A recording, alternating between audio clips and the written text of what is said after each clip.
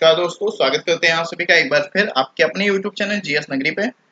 दोस्तों, आज हम लोग का जो टॉपिक है वो बेसिकली बेस्ड होगा मूल अधिकारों और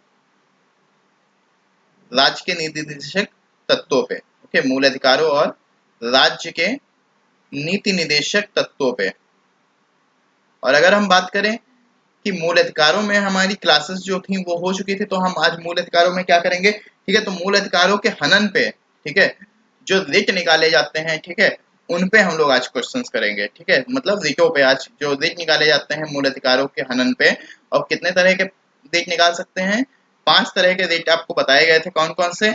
बंदी प्रत्यक्षीकरण, उत्प्रेषण, प्रतिषेध, परमादेश और अधिकार परीक्षा, ठीक है। ये 5 तरह के रिट हैं जिनको आप निकाल सकते हैं किसके? मूल अधिकार के हनन होने पे, डायरेक्ट सुप्रीम कोर्ट में और हाई कोर्ट में। ओके, हाई कोर्ट और सुप्रीम कोर्ट में। सुप्रीम कोर्ट में किसके तहत?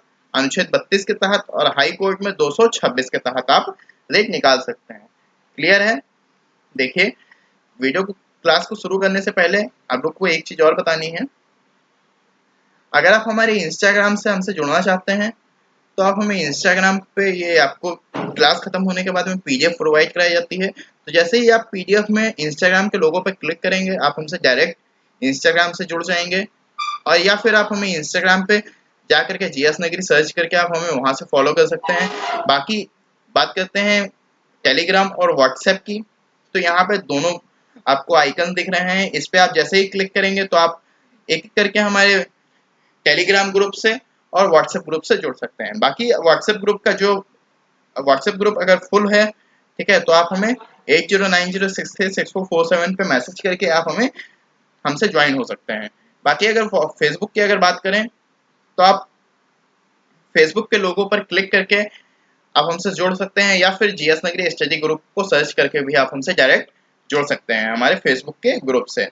ओके, चलिए शुरू करते हैं क्लास। आज का पहला जो क्वेश्चन है वो क्या है कि बंदी प्रत्यक्षीकरण रिट के संदर्भ में निम्नलिखित कथनों पर विचार कीजिए। ओके, पहला है कि यह रिट सार्वजनिक प्राधिकरण या व्यक्तिगत दोनों के विरुद्ध जारी की जा सकती है। दूसरा है कि इस रिट को व्यक्ति की स्वतंत्रता का महानतम रक्षक माना जाता है। ठीक है, इसमें से आपको सही कथन का चयन करना है। ऑप्शंस दिए गए हैं, केवल एक, केवल दो, एक और दो दोनों, ना तो एक ना ही दो। ठीक है, देखिए, इसको बताने से पहले, ठीक है, हम आपको पता होना चाहिए कि बंदी प्रत्यक्षीकरण रिट है क्या। ठीक है, तो बंदी प्रत्यक्षीकरण जो रिट है, ठीक है, अगर इसको इंग्लिश में अगर हम बोले तो इसको बोलते हैं हैबियस कार्पस। ओके, क्या बोलते हैं? हैबियस कार्पस बोलते हैं, जो कि एक लैटिन वर्ड है। जो कि एक कैसा वर्ड है? लैटिन वर्ड है, जिसका अर्थ होता है प्रस्तुत किया जाए। ठीक है, प्रस्तुत किया जाए। देखिए, अब प्रस्तुत किया जाए तो मतलब किसको प्रस्तुत करना है? ठीक है, ये आपके मन में आ रहा होगा कि किसे प्रस्तुत करना है। तो बंदी प्रत्यक्षीकरण मतलब बंदी, जिसको बंदीकरण अधिकारी जो है, जिसको बंदी बनाता है, उसको न्यायालय के समक्ष 24 घंटे के अंदर क्या होता है? प्रस्तुत करना होता है। ठीक है, और यही से हमारा जो ये रिट भी इस मतलब इस रिट के तहत व्यक्ति को स्वतंत्रता का महानतम रक्षक भी माना जाता है। क्यों? क्योंकि व्यक्ति को, जो बंदीकरण अधिकारी है, उसे उस व्यक्ति को न्यायालय के समक्ष 24 घंटे के अंदर प्रस्तुत करना होता है। इसलिए इस रिट को व्यक्ति की स्वतंत्रता का महानतम रक्षक भी कहा जाता है। ठीक है, आप लोगों को पता है, तो मतलब दूसरा कथन जो है हमारा यहाँ से निकल करके आ रहा है कि ये सही है। ठीक है, आप लोगों को पता है, पहली वाली लास्ट वाली जो क्लास थी उसमें आपको बताया गया था कि यह रिट जो है सार्वजनिक प्राधिकरण या किसी संस्था या दोनों या व्यक्तिगत दोनों के विरुद्ध क्या है? जारी की जा सकती है। ठीक है, मतलब ये भी जो हमारा ऑप्शन है ये भी हमारा बिल्कुल सही है। इस हिसाब से हमारा जो ऑप्शन बन के निकल रहा है, ऑप्शन नंबर सी बन के निकल रहा है, यानी एक और दो दोनों हमारे करेक्ट आंसर होंगे। क्लियर है? अगले प्रश्न पे चलते हैं। देखिए, अगला प्रश्न क्या है कि सूची मिलान है। एक तरफ है न्यायालय द्वारा निकाले गए रिट और दूसरी तरफ है विभिन्न परिस्थितियां। मतलब किन किन परिस्थितियों में न्यायालय द्वारा जो है वो रिट निकाला जा सकता है। ठीक है, किन परिस्थितियों में न्यायालय द्वारा रिट जो है वो निकाला जा सकता है। देखिए, पहला दिया गया है उत्प्रेषण। ठीक है, तो अगर उत्प्रेषण की बात करें तो उत्प्रेषण न्यायालय द्वारा कब निकाला जाता है? देखिए, जब ये जो है ये कोई वरिष्ठ न्यायालय ही निकालता है अपने अधीनस्थ न्यायालय के लिए। ठीक है, इतना आप समझिए कि ये जो रिट हैं, ठीक है, ये कौन से न्यायालय द्वारा निकाली जाएंगी? वरिष्ठ न्यायालय द्वारा निकाली जाएंगी। किसके लिए? अपने अधीनस्थ न्यायालय के लिए। ठीक है, इतना आप लोगों को समझ में आ गया। अब देखिए क्यों निकाला जाता है ये समझिए। देखिए उत्प्रेषण जो है, ठीक है, ये न्यायालय द्वारा तब निकाला जाता है जब कोई अधीनस्थ न्यायालय जो है अपने अधिकार क्षेत्र से बाहर जाकर के कोई निर्णय देता है। ठीक है, मतलब अधिकार क्षेत्र से, मतलब जो उसका अधिकार क्षेत्र है उससे बाहर जाकर के अगर कोई निर्णय दिया है, तब यहाँ पर उत्प्रेषण जो है रिट है वो न्यायालय द्वारा निकाला जाता है। ठीक है, तो यहाँ पे क्या है कि जब अधीनस्थ न्यायालय ने अपना निर्णय दे दिया है, लेकिन निर्णय दिया है कैसा दिया है? अपने अधिकार क्षेत्र से बाहर जाकर के। ठीक है, कहां से? अधिकार क्षेत्र से बाहर जाकर। ठीक है, तो यहां पर कौन सा रिट निकाला जाएगा? यहां पर रिट निकाला जाएगा उत्प्रेषण। ओके, तो यहाँ पे उत्प्रेषण का कौन सा सही होगा? दूसरा। ठीक है, अगर बात करें प्रतिषेध की, ठीक है, यहां पर अगर बात करें प्रतिषेध की, तो प्रतिषेध जो है उस अपने जो वरिष्ठ न्यायालय है वो किसको निकालेगा? किसके लिए? अपने अधीनस्थ न्यायालय के लिए। ठीक है, अधीनस्थ न्यायालय के लिए तब जारी करता है जब जो अधीनस्थ न्यायालय है वो मामले को अपने पास रखे हुए है और उसका निर्णय जो है अंतिम निर्णय नहीं दे रहा है। ठीक है, तब यहाँ पर उस न्यायालय द्वारा, जो उसका वरिष्ठ न्यायालय है, ठीक है, कोई भी वरिष्ठ न्यायालय, मतलब अगर उच्च न्यायालय ने नहीं निकाला है, ठीक है, तो उच्चतम न्यायालय निकालेगा उसके लिए। अगर उच्च मतलब अधीनस्थ न्यायालय ने नहीं निकाला है कोई, तो कौन सा न्यायालय निकालेगा? उच्च न्यायालय निकालेगा। ठीक है, तो मतलब अपने से उसका वरिष्ठ न्यायालय ही निकालेगा। ठीक है, तो यहाँ पर प्रतिषेध में आपको क्या बताया कि जो कोई अधीनस्थ न्यायालय जो है वो मामले को क्या कर रहे हैं? अपने पास रखे हुए है और अंतिम निर्णय जो है नहीं दे रहा है। ठीक है, तो यहाँ पे क्या है कि जब अधीनस्थ न्यायालय ने अपना निर्णय नहीं दिया है। कब नहीं दिया है? मतलब अपने मामले को अपने पास रखे हुए है और अंतिम निर्णय नहीं दे रहा है। ठीक है, तो यहाँ पर कौन सा आएगा? प्रतिषेध आएगा। ओके, तब यहाँ पर ऐसी परिस्थिति में कौन सा रेट निकाला जाएगा? प्रतिषेध। क्लियर है? अब देखिए परमादेश जो है, ठीक है, परमादेश जो है वो किसके लिए निकाला जाता है? जो सार्वजनिक पदाधिकारी हैं, ठीक है, वो अपने कर्तव्यों का पालन अगर नहीं करते हैं तो उनके लिए न्यायालय द्वारा क्या है? परमादेश जो रेट है वो निकाला जाता है। ठीक है, जो सार्वजनिक अधिकारी हैं, ये सार्वजनिक अधिकारियों के लिए जारी किया जाता है। ठीक है, ये परमादेश जो है किसके लिए जारी किया जाता है? सार्वजनिक अधिकारी के लिए। और सार्वजनिक अधिकारी अपने कर्तव्यों का जो पालन नहीं करते हैं उनके लिए परमादेश जारी किया जाता है। ये भी एक रिट है। ठीक है, जो कि आता है किसमें? 4 में आ गया। ठीक है, अगर बात करें अधिकार परीक्षा की, तो अधिकार परीक्षा मतलब कि इसका अर्थ ही होता है, ठीक है, अधिकार परीक्षा का अर्थ होता है कि आपकी नियुक्ति का आधार क्या है। मतलब अधिकार परीक्षा में न्यायालय द्वारा जो रेट निकाला जाता है, तो अधिकार परीक्षा का अर्थ ही होता है कि आपकी नियुक्ति का अधिकार क्या है। आधार मतलब क्या होता है? आपकी नियुक्ति का आधार क्या है। ठीक है, तो मतलब जब कोई व्यक्ति अवैध रूप से किसी लोकपद को ग्रहण कर लेता है, तब यह रेट न्यायालय द्वारा निकाला जाता है अधिकार परीक्षा, और उसमें पूछा जाता है कि आपकी नियुक्ति का क्या आधार है। ठीक है, मतलब आप किस तरह से यहाँ पर नियुक्त हो गए हैं, तो इस मामले में कौन सा होता है? इस परिस्थिति में अधिकार परीक्षा जो नामक रेट है ये निकाला जाता है न्यायालय द्वारा। क्लियर है? तो यहाँ पे जो हमारा ऑप्शन बन करके निकल रहा है, ऑप्शन नंबर बी निकल रहा है बन करके। ठीक है, ऑप्शन नंबर बी जो हमारा होगा वही करेक्ट आंसर होगा। क्लियर है? अब देखिए अगला प्रश्न। अगला प्रश्न क्या कह रहा है कि निम्नलिखित कथनों पर विचार कीजिए।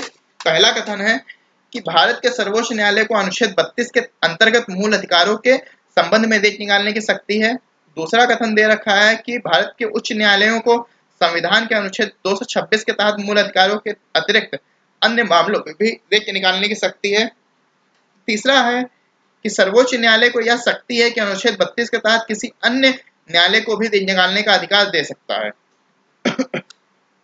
सॉरी, देखिए अगर हम कथनों में भी बात करें, ठीक है, तो पहले कथन पे आते हैं। तो आप लोगों को पता है कि लास्ट वाली क्लास में अगर आपको ने देखी होगी, ठीक है, तो लास्ट वाली क्लास में हमने आपको बताया था कि यहाँ पर सुप्रीम कोर्ट जो है, ठीक है, ये अनुच्छेद 32 के तहत केवल 5 तरह के रेट निकाल सकता है। ठीक है, लेकिन अगर उच्च न्यायालय की बात करें तो ये मूल अधिकारों के हनन के अलावा, ठीक है, मतलब मूल अधिकारों के संबंध में 5 तरह के खाली रेट निकाल सकता है। कौन?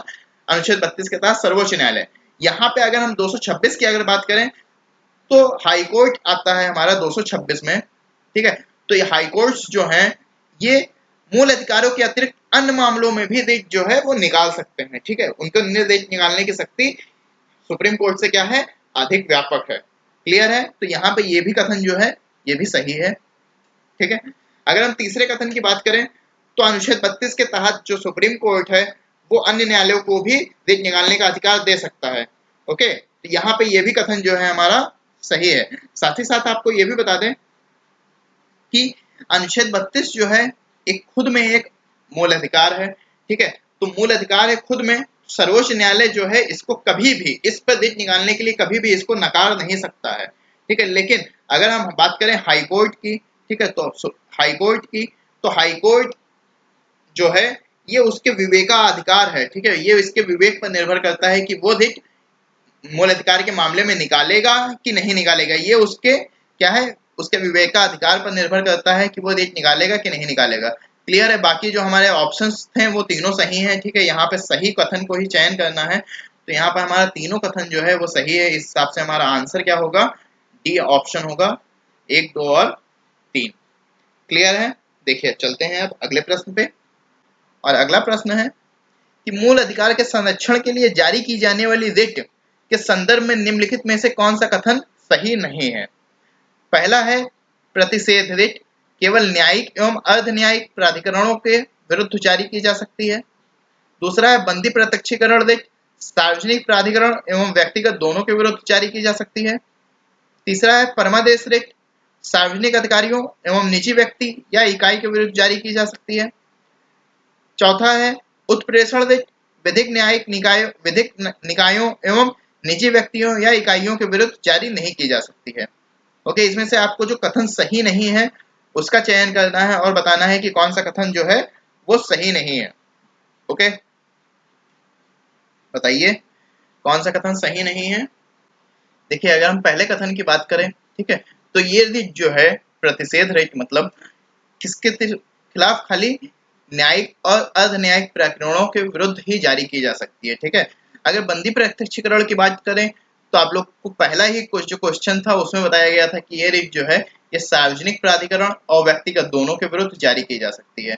परमादेश जो है आपको पता है कि ये सिर्फ किसके विरुद्ध, जो सार्वजनिक अधिकारी हैं उनके विरुद्ध खाली जारी की जा सकती है, यह निजी व्यक्ति और इकाइयों के विरुद्ध जारी नहीं की जा सकती। आपको दूसरा जो प्रश्न था मिलान वाला उसमें आपको बताया गया था कि ये परमादेश जो है सिर्फ किसके विरुद्ध, सार्वजनिक अधिकारियों के विरुद्ध जारी की जा सकती है, वो भी कब, जब वो सार्वजनिक अधिकारी जो है अपने कर्तव्यों का पालन नहीं करते हैं। ओके, तो यहाँ पे ये हमारा कथन जो है ये गलत है, ठीक है। बाकी ये वाला भी हमारा जो है सही है, ठीक है। इस हिसाब से हमारा जो हमको सही नहीं था, मतलब असत्य वाला जो कथन था वो हमें बताना था, तो इस हिसाब से हमारा ऑप्शन क्या होगा, ऑप्शन नंबर सी हमारा करेक्ट आंसर होगा।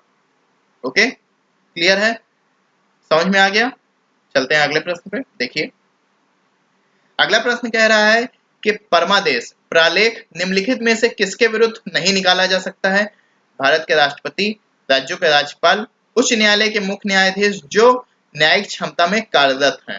ठीक है, यहाँ पे आपको सही उत्तर का चयन करना है। ऑप्शंस हैं केवल 1, केवल 3, 1 और 3 और 1, 2 और 3।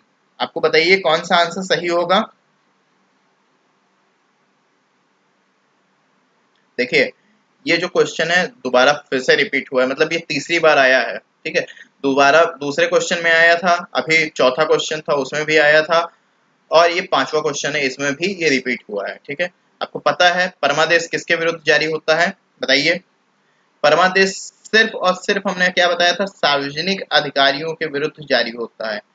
किसके विरुद्ध, सार्वजनिक अधिकारियों के विरुद्ध जारी होता है।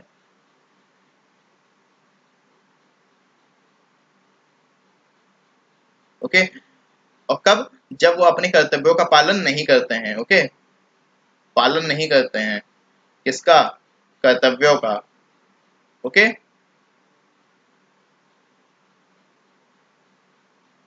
तो यहाँ पे जो तीनों का दिए गए हैं, भारत का उपराष्ट्र, भारत का राष्ट्रपति, राज्यों का राज्यपाल और उच्च न्यायालय के मुख्य न्यायाधीश जो न्यायिक क्षमता में कार्यरत, यहाँ पे तीनों जो हैं क्या है, सही है, ठीक है। इनके विरुद्ध जो है नहीं निकाला जा सकता है। क्लियर है। तो यहाँ पे जो हमारा आंसर होगा, क्या लिखा हुआ है, नहीं निकाला जा सकता है। ठीक है, तो यहाँ पे जो हमारा आंसर होगा ये क्या होगा, 1, 2 और 3, मतलब तीनों के विरुद्ध नहीं निकाला जा सकता है। केवल और केवल किसके विरुद्ध, जो सार्वजनिक अधिकारी हैं उनके विरुद्ध ये सिर्फ निकाला जा सकता है। इसलिए यहाँ पर ये न राष्ट्रपति के खिलाफ, न राज्यपाल के खिलाफ, न उच्च न्यायालय के मुख्य न्यायाधीशों के खिलाफ निकाला जा सकता है। क्लियर है, समझ में आ गया। देखिए अगला प्रश्न, देखिए अगला प्रश्न है, निम्नलिखित कथनों पर विचार कीजिए। पहला है, बंधुआ मजदूर उन्मूलन अधिनियम 1976 भारतीय संविधान के अनुच्छेद 23 को प्रभावी बनाता है। दूसरा कथन है कि संविधान के अनुच्छेद 35 संसद एवं राज्य के विधानमंडलों को यह शक्ति प्रदान करता है कि वो मानव दुर्व्यापार एवं बालाश्रम को रोकने के लिए विधि बनाए। इसमें से आपको सही कथन का चयन करना है। ऑप्शन से आप केवल एक, केवल दो, एक और दो, दोनों, ना तो एक ना ही दो। ठीक है, इसमें से आपको सही कथन का चयन करना है। ठीक है, देखिए अगर हम जाते हैं पिछली हमारी जो क्लास हुई थी उस पे, ठीक है, तो उसमें आप लोगों को बताया गया था कि अनुच्छेद 35 जो है, अनुच्छेद 35 के तहत सिर्फ संसद को यह अधिकार है कि वह मानव दुर्व्यापार एवं बालाश्रम को रोकने के लिए कोई भी विधि या कानून बनाए। ठीक है, यहाँ पर राज्य के विधानमंडल कानून नहीं बना सकते हैं। ठीक है, तो ये ऑप्शन जो है, ये कथन हमारा पूरी तरह से क्या है, गलत है। अगर हम बात करें पहले कथन की, तो पहला कथन जो है, बंधुआ मजदूर अधिनियम 1976 जो है, यह अनुच्छेद 23 को क्या है, प्रभावी बनाता है। ठीक है, ये कथन पूरी तरह से सही है। ठीक है, इसके अलावा अनुच्छेद 23 के तहत बालाश्रम और मानव दुर्व्यापार और बालाश्रम को रोकने के लिए कई और कानून भी बनाए गए थे, जिनमें एक आपका बंधुआ मजदूर अधिनियम 1976 तो है ही, इसके अलावा बनाया गया था ठेका श्रमिक अधिनियम। ठीक है, कौन सा ठेका श्रमिक अधिनियम कब आया था, 1970 में। फिर आया था समान पारिश्रमिक अधिनियम 1976 में। ठीक है, फिर आपका आया था न्यूनतम मजदूरी अधिनियम 1948 में। ठीक है, न्यूनतम मजदूरी अधिनियम 1948 में। फिर एक और आया था अनैतिक दुर्व्यापार निवारण अधिनियम 1956 में। ओके, अनैतिक दुर्व्यापार अधिनियम 1956 में। क्लियर है। देखिए इसे जो है, इसे एक नाम से और जानते हैं, स्त्री तथा बालिका निवारण व्यापार दमन अधिनियम। ओके, स्त्री तथा बालिका अनैतिक व्यापार दमन अधिनियम 1956। ठीक है, इसको इस नाम से भी जानते हैं। क्लियर है। बाकी आगे चर्चा होगी, जब क्लास होगी उसमें आप लोग को डिस्क्राइब करके पूरा बताया जाएगा। ठीक है, यहाँ पे आप लोग को बता दिया गया है कि इसके अलावा ये 4 और हैं। ठीक है, जो अनुच्छेद 23 में इनका प्रावधान किया गया है। क्लियर है। हमारा ऑप्शन तो आप सुन ही लीजिए कौन सा है। ऑप्शन नंबर ए हमारा सही है। ठीक है, देखिए अगले प्रश्न पे चलते हैं। अगला प्रश्न है कि भारत के संविधान में अनुच्छेद 23 मानव दुर्व्यापार एवं बालाश्रम के निषेध का प्रावधान करता है। निम्नलिखित में से कौन सा अनुच्छेद 23 से संबंधित नहीं रहे या 23 से संबंध नहीं रखता है। ठीक है, आपको बताना है। ऑप्शन ए है people's union for democratic rights बनाम भारत संघ 1982। दूसरा है अनैतिक व्यापार निवारण अधिनियम 1956, अभी आपको बताया गया था, अनैतिक दुर्व्यवहार निवारण। ठीक है, इसको किस नाम से जानते हैं, स्त्री तथा बालिका अनैतिक दुर्व्यापार या व्यापार दमन अधिनियम। क्लियर है, यही है ये। फिर दूसरा है बाल श्रम या प्रतिषेध और विनियमन अधिनियम 1986। और चौथा है बंधित श्रम पद्धति या उत्सादन अधिनियम 1976। देखिए बंधित श्रम पद्धति जो है, ये बंधुआ मजदूर जो अभी आपको बताया गया था, ठीक है, ये वही बंधुआ मजदूरी अधिनियम 1976। ठीक है, तो यहाँ पर बंधित श्रम पद्धति लिखा है, तो आप लोग कंफ्यूज मत होइएगा। ठीक है, कि बंधित श्रम पद्धति क्या है। देखिए आपको बताना है कि कौन सा कथन जो है वो अनुच्छेद 23 से संबंधित नहीं है। ठीक है, तो आपको पता है कि बाल श्रम जो है ये अनुच्छेद 23 में नहीं आता है। ठीक है, अनुच्छेद 23 में क्या आता है, अनुच्छेद 23 में आता है, अनुच्छेद 23 में नहीं आता है, ये आता है अनुच्छेद 24 में। ओके, ये आता है अनुच्छेद 24 में, आर्टिकल 24 में। ओके, जिसमें कहा गया है कि जो बालक हैं, ठीक है, उनको कारखानों और जो जोखिम भरे खान हैं या जोखिम भरे उद्योग हैं वहां पर काम नहीं कर सकते हैं। ठीक है, वहां उनके नियोजन पर क्या है, प्रतिषेध है। ठीक है, ये था। तो ये हमारा ऑप्शन जो है यही हमारा करेक्ट होगा। बताना है अनुच्छेद 23 से कौन सा संबंधित नहीं है, ठीक है, तो यही हमारा है, ठीक है, क्योंकि ये अनुच्छेद 24 से संबंधित है। क्लियर है? देखिए अगला प्रश्न देखें। देखिए अगला प्रश्न है, भारत में 14 वर्ष से कम आयु वर्ग के बालकों को किसी कारखाने या खान में काम करने के लिए नियोजन पर रोक या रोक लगाई गई है भारत के संविधान द्वारा और उच्चतम न्यायालय के निर्णय द्वारा। आपको बताना है सही उत्तर क्या होगा। ऑप्शन है केवल एक, केवल दो, एक और दो, दोनों, ना तो एक ना ही दो। क्लियर है? बताइए कौन सा होगा यहाँ पे आंसर।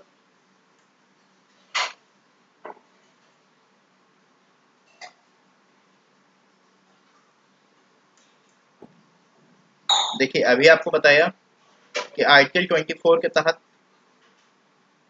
रोक लगाई गई है, ठीक है, और उच्चतम न्यायालय में एक केस हुआ था एमसी मेहता बनाम तमिलनाडु राज्य के बीच में, ठीक है, MC Mehta versus Tamil Nadu state के बीच में केस हुआ था एक, ठीक है, जिसमें सुप्रीम कोर्ट ने यह कहा था कि कोई भी बालक, ठीक है, ये कब केस हुआ था, 1996 में हुआ था, ओके, कब हुआ था, 1996 में हुआ था, और इसमें सुप्रीम कोर्ट ने यह निर्णय दिया था कि कोई भी 14 वर्ष से कम आयु के जो बालक हैं वो किसी भी जोखिम भरे कारखानों, खान या जोखिम भरे उद्योगों में नियोजित नहीं किए जा सकते हैं।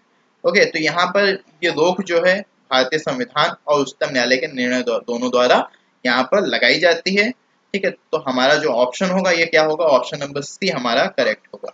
ओके, और उच्चतम न्यायालय द्वारा किस निर्णय द्वारा, MC Mehta versus Tamil Nadu state 1996 का था, ठीक है।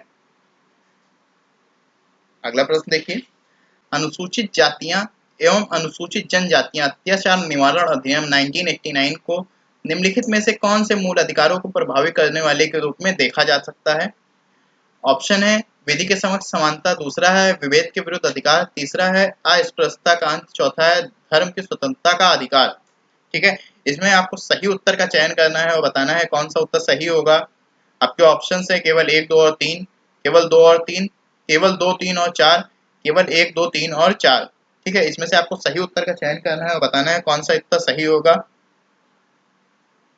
देखिए अगर हम ऑप्शंस पे आए तो अगर हम बात करें धर्म की स्वतंत्रता की, ओके, तो आपको पता है ये जो है इसकी चर्चा आर्टिकल 25 से 28 तक की जाती है, जो कि ये 1989 के अधिनियम को जो है इसमें प्रभावी नहीं है, ठीक है, 1989 का जो अधिनियम है वो इसमें प्रभावी नहीं है, ठीक है, इसमें प्रभावी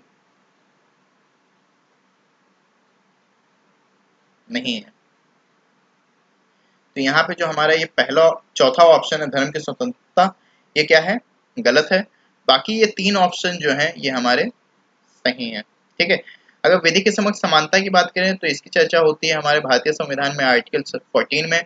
विभेद के विरुद्ध की अगर बात करें तो इसकी चर्चा होती है आर्टिकल 15(2) में, ठीक है, आर्टिकल 15(2) में।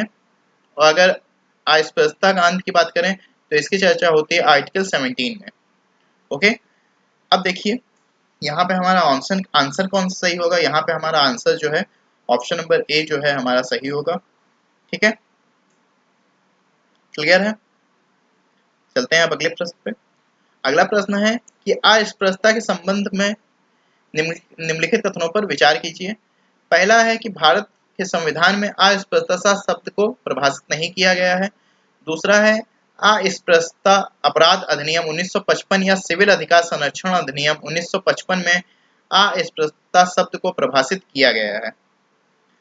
तीसरा है कि संविधान का अनुच्छेद 34 संसद को यह शक्ति देता है कि वह इस अपराध के लिए विधि बना सकता है, ठीक है। इसमें से आपको सही कथन का चयन करना है। ऑप्शन है आपके पास केवल एक, केवल दो, एक और दो, एक और तीन, और दो और तीन। आपको सही उत्तर का चयन करके बताना है कि कौन सा उत्तर सही होगा। बताइए कौन सा उत्तर सही होगा, जल्दी से कमेंट करिए और बताइए।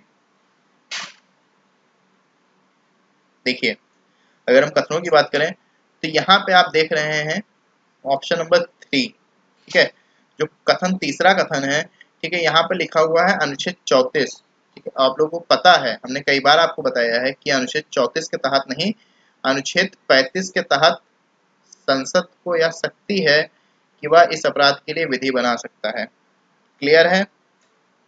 और अगर हम बात करें दूसरे कथन की, तो यहाँ पर ना संविधान में, ना ही किसी भी कानून में, ठीक है, ना ही संविधान में, ना ही किसी भी कानून में अस्पृश्यता शब्द को परिभाषित किया गया है। ठीक है, मतलब कहीं भी इसको परिभाषित नहीं किया गया है। ठीक है, ना ही संविधान में और ना ही किसी भी कानून में अस्पृश्यता शब्द को परिभाषित किया गया है। ठीक है, तो ये भी हमारा जो ऑप्शन है, ये भी हमारा क्या है, गलत है। ठीक है, ऑप्शन तीसरा भी जो था हमारा गलत है।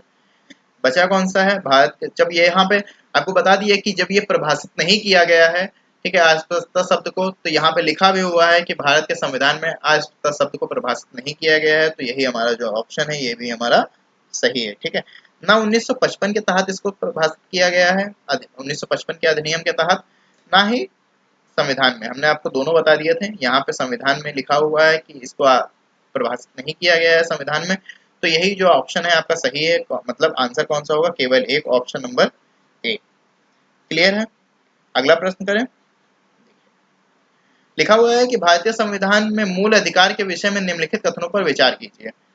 पहला है देश के किसी भाग में निवास तथा बसने की स्वतंत्रता। दूसरा है भारत के संपूर्ण क्षेत्र में आबाद भ्रमण की स्वतंत्रता। तीसरा है अपराधों के लिए दोष सिद्ध के संबंध में संरक्षण। चौथा है वाक्य एवं अभिव्यक्ति की स्वतंत्रता। पांचवा है प्राण एवं दैहिक स्वतंत्रता का संरक्षण। बताना है आपको उपयुक्त में से कौन से मूल अधिकार जो है वो राष्ट्रीय आपातकाल में भी सीमित या समाप्त नहीं किए जा सकते हैं। ठीक है, आपको बताना है। देखिए, आपको पता है कि आर्टिकल 20 और 21 जो है ये समाप्त नहीं किए जा सकते हैं आपातकाल में। ठीक है, राष्ट्रीय आपातकाल में सीमित या समाप्त नहीं किए जा सकते हैं। अब आपको बताना है कि इसमें ये जो पांचों हैं, ये इसमें से 20 और 21 वाला कौन सा है। ठीक है, आप लोग बताइए, इसके बाद में तो हम बताएंगे ही आपको कि कौन सा है।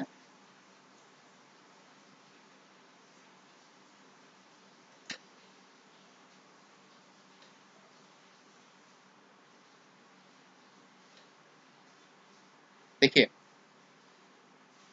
अपराधों के लिए दोष सिद्धि के संबंध में संरक्षण जो है यह है 20, और प्राण एवं दैहिक स्वतंत्रता जो है आता है आपका आर्टिकल 21 में। ठीक है, यह आता है हमारा आर्टिकल 20 में। क्लियर है। तो इस हिसाब से हमारा कौन सा आंसर सही होगा, ऑप्शन नंबर तीसरा और पांचवा है। Okay, option number C. Clear है, ऑप्शन नंबर सी, केवल 3 और 5 हमारा जो होगा वो करेक्ट आंसर होगा। क्लियर है। देखिए अगला प्रश्न, देखिए अगला प्रश्न है, भारत में रहने वाला ब्रिटिश नागरिक दावा नहीं कर सकता है व्यवसाय और व्यापार की स्वतंत्रता के अधिकार का। दूसरा है विधि के समक्ष समता के अधिकार का। तीसरा है जीवन और व्यक्तिगत स्वतंत्रता की सुरक्षा के अधिकार का। चौथा है धर्म की स्वतंत्रता के अधिकार का। आपको बताना है भारत में रहने वाला ब्रिटिश नागरिक किस चीज की किस पर दावा नहीं कर सकता है। ठीक है, 4 ऑप्शन दिए गए हैं, बताइए।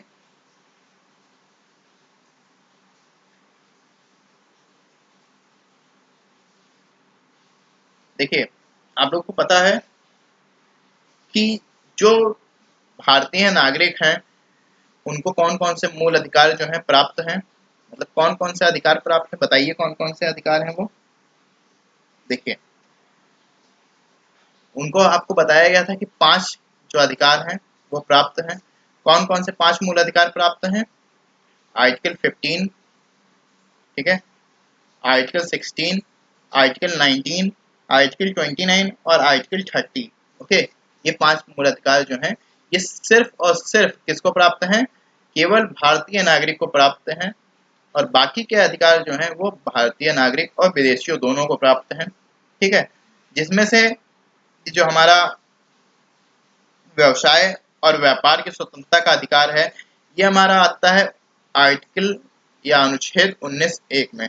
ओके, आर्टिकल 19(1) में आता है। ठीक है, और ये भी अगर बात करें तो आर्टिकल 19(1) के 6 में आता है। ओके, ये आता है आर्टिकल 19(1) के 6 में। क्लियर है। अगर बात करें विधि के समक्ष समता की, तो ये आता है आर्टिकल 14 में। ठीक है, ये आता है आर्टिकल 14 में। फिर जीवन और व्यक्तिगत स्वतंत्रता की अगर बात करें तो ये आता है हमारा आर्टिकल 21 में। ठीक है, आर्टिकल 21 में। और धर्म की स्वतंत्रता की अगर बात करें तो आपको अभी पीछे बताया गया था कि कहाँ पे आता है, 25 से 28 तक धर्म की स्वतंत्रता की बात की गई है। ठीक है, तो यहाँ पे ये तीनों अधिकार जो हैं ये तो ब्रिटिश नागरिक को प्राप्त हो जाएंगे भारतीय नागरिकों के साथ साथ, लेकिन व्यापार और व्यवसाय की स्वतंत्रता का अधिकार जो है ये ब्रिटिश नागरिक को प्राप्त नहीं है, क्योंकि ये सिर्फ सिर्फ और सिर्फ किसको प्राप्त है, भारत के नागरिकों को। ओके, जो कि जिसकी चर्चा की गई है आर्टिकल 19(1) के 6 में। ओके, तो यही आंसर हमारा जो होगा वो करेक्ट होगा। क्लियर है? देखिए अगला प्रश्न। अगला प्रश्न है, भारतीय संविधान के अंतर्गत दिए गए मूल अधिकारों के संदर्भ में निम्नलिखित पर विचार कीजिए। पहला है विचार एवं अभिव्यक्ति की स्वतंत्रता, दूसरा है देश के किसी भी भूभाग में घूमने और बसने का अधिकार, तीसरा है संपत्ति अर्जित करने का अधिकार, चौथा है भेदभाव के विरुद्ध अधिकार। आपको बताना है कि यह इनमें से जो अधिकार दिए गए हैं वो किसको, गैर नागरिकों को प्रदान नहीं किया गया है। ठीक है, इनमें से कौन सा अधिकार जो है वो गैर नागरिकों को प्रदान नहीं किया गया है। ऑप्शन है केवल 3, केवल 3 और 4, केवल 2, 3 और 4, 1, 2, 3 और 4। इसमें से आपको बताना है कि कौन सा आंसर सही होगा। ठीक है, जो गैर नागरिकों को प्रदान नहीं है।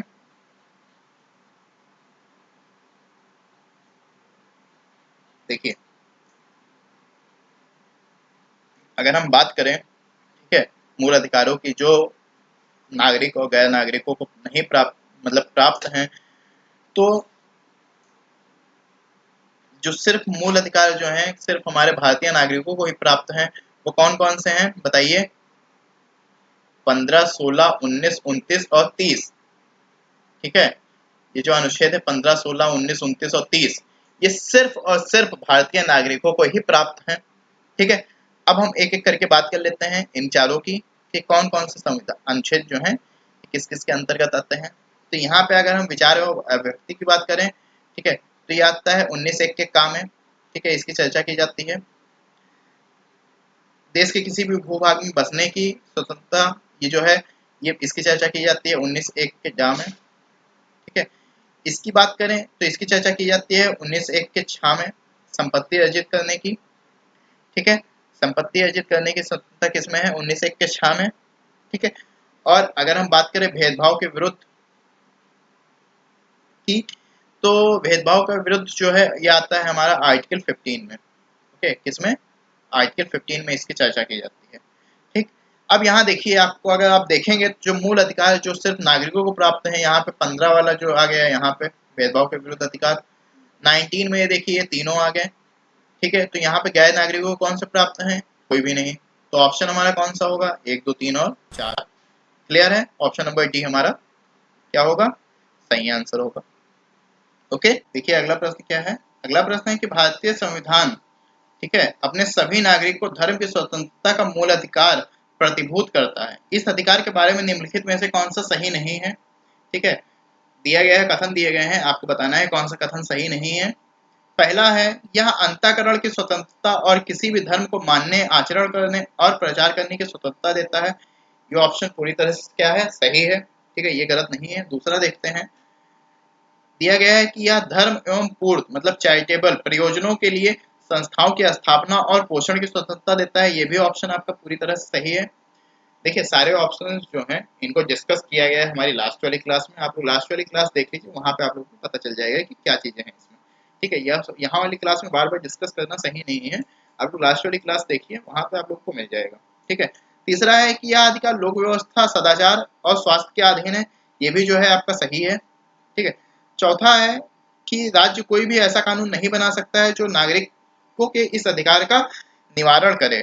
ठीक है, तो यहाँ आपको बता दें कि आर्टिकल 25(2) के तहत, ठीक है, आर्टिकल 25(2) के तहत राज्य जो है ऐसे कानून बनाने, उसको राज्य को ऐसे कानून बनाने का अधिकार है। ठीक है, आर्टिकल 25(2) राज्य को ऐसा कानून बनाने का क्या देता है, अधिकार देता है। ठीक है, तो यहाँ पर ये जो ऑप्शन है ये हमारा गलत है। ठीक है, मतलब यहाँ पे राज्य को कोई भी राज्य कानून बना सकता है। ठीक है, कोई भी राज्य जो है कानून बना सकता है। ओके, किसके तहत, आर्टिकल 25(2) के तहत, मतलब अनुच्छेद 25(2) के तहत कोई भी कानून बना सकता है राज्य। ठीक है, तो यहाँ पे हमारा ऑप्शन नंबर डी जो है वही जो होगा हमारा करेक्ट आंसर होगा। ओके, देखिए अब अगला प्रश्न।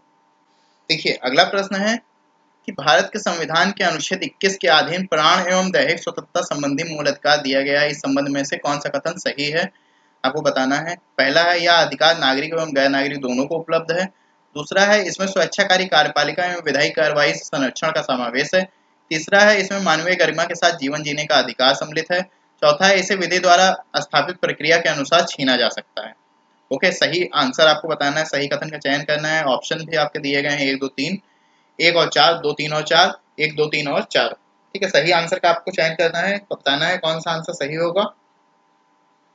देखिए, अगर हम कथनों पे आए, ठीक है, तो पहला कथन जो है ये आपको पता है कि कौन कौन से अधिकार जो हैं सिर्फ नागरिकों को प्राप्त हैं। देखिए, अनुच्छेद 15, 16, 19 और 29, 30, ठीक है, ये जो है सिर्फ गैर नागरिकों को प्राप्त है। ठीक है, अब जो बचे वो गैर नागरिकों को भी प्राप्त है, नागरिकों के साथ साथ। ठीक है, तो अनुच्छेद 21 जो है इसमें ये अधिकार जो है नागरिकों गैर नागरिकों को उपलब्ध है, मतलब ये आंसर जो है हमारा सही है कथन। ठीक है, अब इसमें एक दूसरा क्या है, इसमें स्वेच्छाकारी कार्यपालिका और विधायी प्रक्रिया से कार्रवाई से संरक्षण का समावेश है, ये भी सही है। तीसरा भी सही है, इसमें मानवीय गरिमा के साथ जीवन जीने का अधिकार है, आपको बताया गया है हमारी लास्ट वाली वीडियो में। ठीक है, अब ये वाली में देखिए क्या लिखा हुआ है, इसे विधि द्वारा स्थापित प्रक्रिया के द्वारा छीना जा सकता है, ये भी जो है हमारा सही है। ठीक है, इसमें एक केस हुआ था मेनका गांधी बनाम तमिलनाडु राज्य। ठीक है, इस लास्ट में आपको बताया गया था लास्ट वाली क्लास में कौन सा केस हुआ था, मेनका गांधी बनाम तमिलनाडु राज्य, कब हुआ था, 1978 में।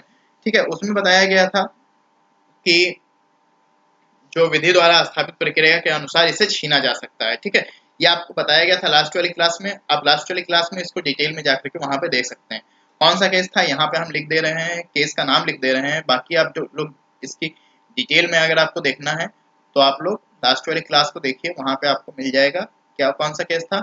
मेनका गांधी बनाम भारत संघ तमिलनाडु राज्य, ओके, तमिलनाडु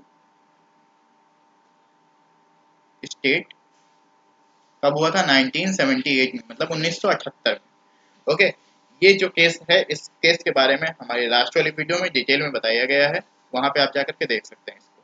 ठीक है, बाकी यहाँ पे आते हैं क्वेश्चन पे, तो यहाँ पे तीनों कथन जो चारों कथन जो है हमारे सही है, इस हिसाब से हमारा ऑप्शन डी जो है हमारा बिल्कुल करेक्ट आंसर बन करके निकल रहा है। ठीक है, देखिए अगला प्रश्न, अगला प्रश्न क्या कह रहा है कि भारत के संविधान के भाग 4 में राज्य के नीति निर्देशक सिद्धांतों का प्रावधान किया गया है, इस संदर्भ में निम्नलिखित पर विचार कीजिए। पहला है, भारतीय संविधान के अनुच्छेद 35 से 51 तक इसका प्रावधान किया गया है। दूसरा है, इसे आयरलैंड के संविधान से लिया गया है। तीसरा है, मूल अधिकार वाद योग्य नहीं है, जबकि नीति निर्देशक तत्व वाद योग्य है, क्योंकि नीति निर्देशक सिद्धांतों को न्यायालय में चुनौती नहीं दी जा सकती है। देखिए, आपको सही कथन का चयन करना है और ऑप्शन है केवल 1, 2, केवल 2, केवल 1 और 3 और केवल 2 और 3। आपको सही कथन बताना है, जो कथन सत्य है उस कथन का बताना है, कौन सा कथन सत्य है। ठीक है, बताइए कौन सा कथन सत्य है।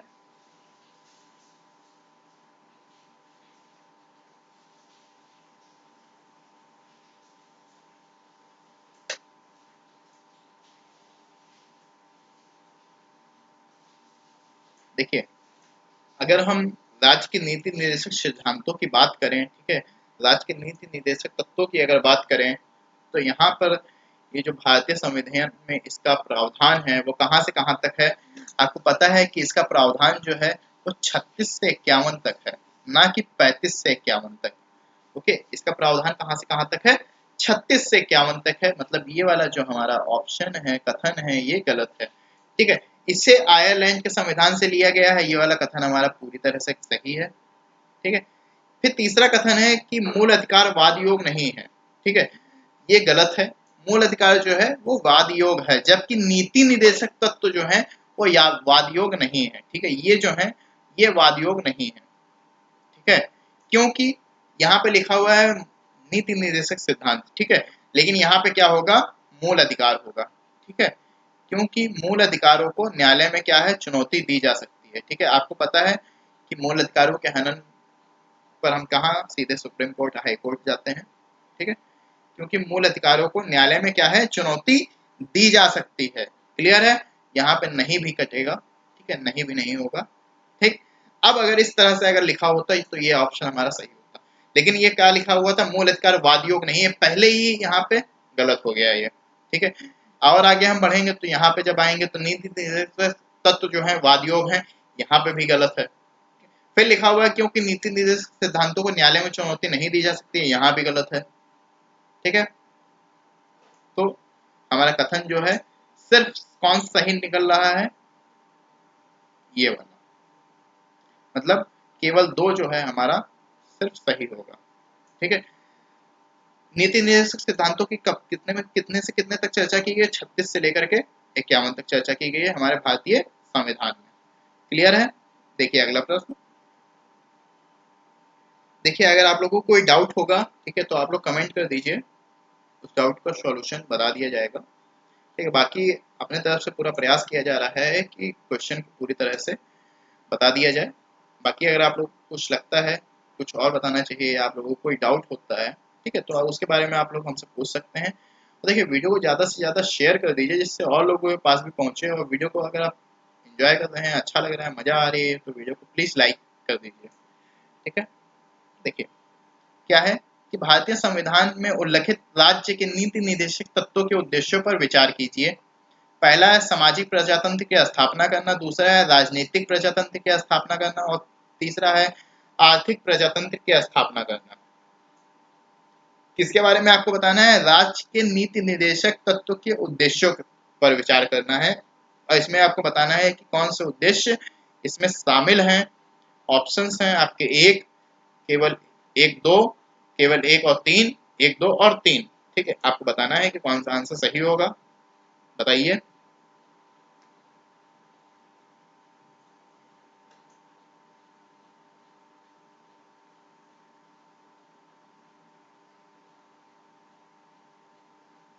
देखिए अगर हम कथनों की बात करें, ठीक है, तो यहाँ पर जो हमारे राज्य के नीति निर्देशक तत्व हैं, ठीक है, इसमें किसकी बात की गई है बताइए?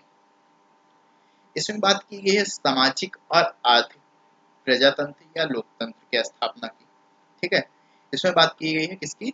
सामाजिक और आर्थिक लोकतंत्र या प्रजातंत्र की स्थापना की। ठीक है, राजनीतिक प्रजातंत्र की स्थापना की यहाँ पर बात नहीं की गई है हमारे राज्य के नीति निर्देशक तत्वों के उद्देश्यों में। ठीक है, तो यहाँ पे ये जो ऑप्शन हमारा दिख रहा है, ये हमारा जो है राजनीतिक प्रजातंत्र की स्थापना करना, ये हमारा क्या है? गलत है। ठीक है, इसके द्वारा जो है सामाजिक प्रजातंत्र और आर्थिक प्रजातंत्र की स्थापना करना है। ठीक है, और इसके द्वारा सामाजिक एवं आर्थिक न्याय को क्या है? सुनिश्चित करना है इसका उद्देश्य। इसका उद्देश्य क्या है? सामाजिक और आर्थिक न्याय को सुनिश्चित करना। ठीक है, इसीलिए सामाजिक और आर्थिक प्रजातंत्र की या लोकतंत्र की स्थापना करना। तो यहाँ पे ऑप्शन 1 और 2 3 हमारा सही है, इस हिसाब से केवल 1 और 3 हमारा ऑप्शन सही होगा, मतलब ऑप्शन नंबर सी जो होगा हमारा करेक्ट आंसर होगा। देखिए अगला प्रश्न, भारतीय संविधान का कौन सा भाग कल्याणकारी राज्य का आदर्श घोषित करता है? आपके ऑप्शन है, पहला है प्रस्तावना, दूसरा मूल अधिकार, तीसरा है राज्य के नीति निर्देशक सिद्धांत, और चौथा है मूल कर्तव्य। ठीक है, आपको सही उत्तर बताना है कि कौन सा आंसर सही होगा, बताइए कौन सा आंसर सही होगा। देखिए अगर हम ऑप्शंस पे आए तो हमारा जो तीसरा ऑप्शन नंबर सी है, ये हमारा सही है। यहाँ पर कल्याणकारी राज्य की स्थापना के बारे में बात कही गई है। ठीक है, तो यही ऑप्शन जो हमारा है ये सही होगा। लेकिन आपको बता दें कि हमारे प्रस्तावना में भी लोक कल्याणकारी राज्य के बारे में बात की गई है। ठीक है, लोक कल्याणकारी राज्य की स्थापना के बारे में बात कही गई है, लेकिन हमारा जो आंसर सही होगा, यहाँ पे दोनों ऑप्शन आ गए हैं। ठीक है, लेकिन यहाँ पे आंसर आपको जो टिक करना होगा, वो आपको टिक करना होगा राज्य के नीति निर्देशक सिद्धांत। ठीक है, क्योंकि ये संविधान का कौन सा भाग है यहाँ पे पूछा है। ठीक है, तो ये राज्य के नीति निर्देशक सिद्धांत का भाग है। ठीक है, ये भाग जो है ये कल्याणकारी राज्य का आदर्श घोषित करता है, ना कि प्रस्तावना में जो बात कही गई है लोक कल्याणकारी राज्य की स्थापना की। ओके, प्रस्तावना में बात कही गई है, लेकिन यहाँ पे जो आंसर आपका सही होगा कौन सा होगा? राज्य के नीति निर्देशक सिद्धांत। ठीक है, दोनों ऑप्शन अगर आते हैं तो आप कंफ्यूज नहीं होना है आपको कि प्रस्तावना लगाएं कि राज्य के नीति निर्देशक सिद्धांत। आप आंख बंद करके क्या लगा दीजिए? राज्य के नीति निर्देशक सिद्धांत, यही आपका आंसर जो है सही होगा। क्लियर है?